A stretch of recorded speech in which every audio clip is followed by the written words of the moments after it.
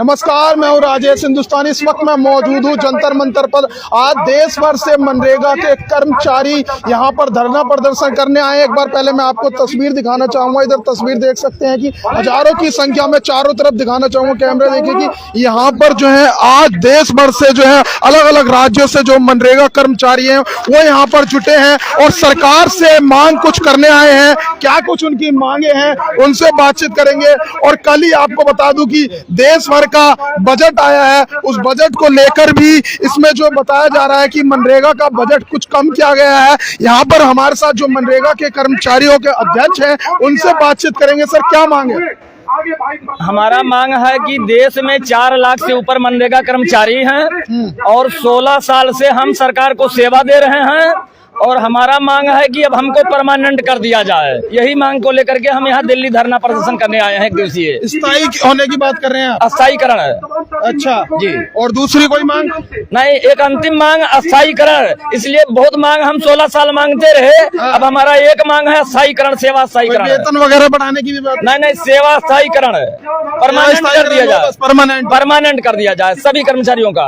अभी अलग अलग राज्यों में जो है, मैं एक सवाल जानना चाहता हूँ, अलग अलग राज्यों में जो कर्मचारी काम करते हैं उनको अभी डे के हिसाब से कितना मिलता है, प्रतिदिन के हिसाब से? देखिए, प्रत्येक राज्य का मैं नहीं बता पाऊंगा, उतना जानकारी हमको नहीं है। राज्य का अलग अलग है? सब राज्य का अलग अलग है। सैलरी बहुत कम है। कितनी है? अब यहाँ जो है रोजगार सेवक का उत्तर प्रदेश में 10,000 है, तो हरियाणा में 6,000 है। मनरेगा एक योजना है लेकिन विसंगतियां बहुत हैं। अलग अलग राज्यों में विसंगतियां हैं। तो महीने का 10,000 है यूपी में? हाँ, यूपी में रोजगार सेवक का 10,000 है। दूसरे नंबर का और ज्यादा होगा। अच्छा, इसमें डे के हिसाब से मिलता है ना? नहीं, ये मंथली, ये सर्विस डे वाला और मंथली वाला नहीं है। ये नियुक्त हो गए हैं, लगातार चल रहे हैं, लेकिन संविदा पे हैं। अच्छा, संविदा पे हैं। संविदा समाप्त की बात कर रहे हैं? अस्थायीकरण की बात कर रहे हैं। इसमें किस तरीके का काम करते हैं आप लोग?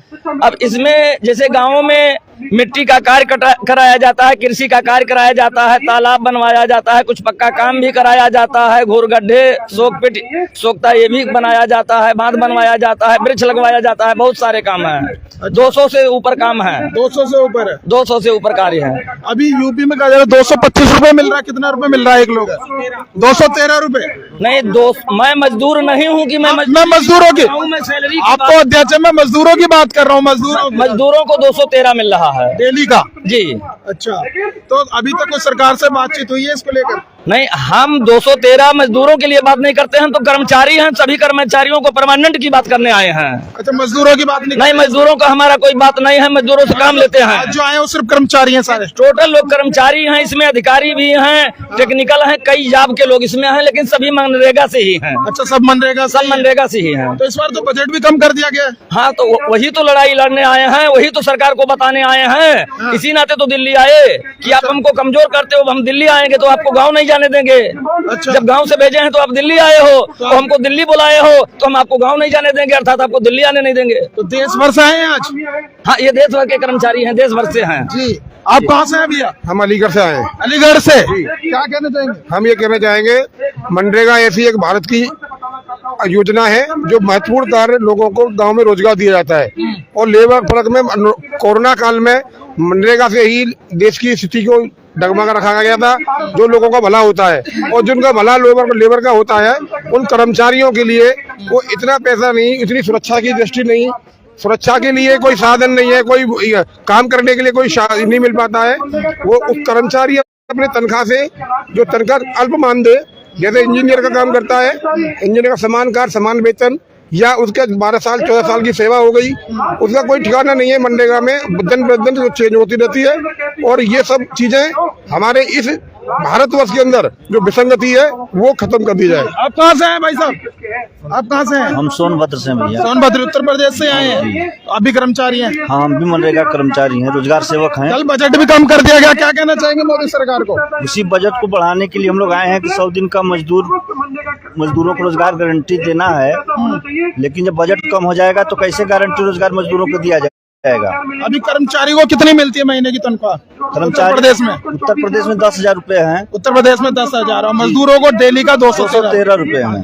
अच्छा, इतने में गुजारा भत्ता नहीं चल रहा? गुजारा भत्ता नहीं है, कम से कम 24,000 रुपया होना चाहिए प्रत्येक पूरे भारतवर्ष के रोजगार सेवकों का अभी आप लोग 24,000 की मांग कर रहे हैं कि कम से कम 24,000 हाँ नियम और नियमित मेन लक्ष्य है कि नियमितीकरण किया जाए।